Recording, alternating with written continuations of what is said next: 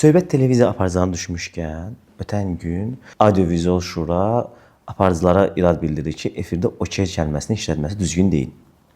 Amma bəzi aparıcılarımız bu ifadəni işlədir. Sizcə bunun işlətmə səbəbi həmin aparıcının sözünün bazasının az olmasıdır, yoxsa ki, efirdə daha belə deyək də səviyyəli görünmək üçün istifadə edir? Hesab eləyirəm ki, hərəsindən biraz var. Məsələn, mən bir dəfə bax elə bu cür bir çox tələffüzlərin doğru olmadığının şahidi oldum kiçik bir video çarxda. Həmən insana yazdım. Əslində çox baxdığım bir səhifə idi.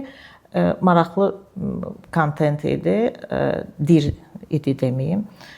Və o mənə belə bir cavab yazdı. Biz insanların qəbul edə biləcəyi, insanların rahat qulaq asa biləcəyi gündəlik danışıq dilində danışırıq ki, insanlar bunu dinləsinlər rahat. Yəni dinlənmə səviyyə reytinqə görə.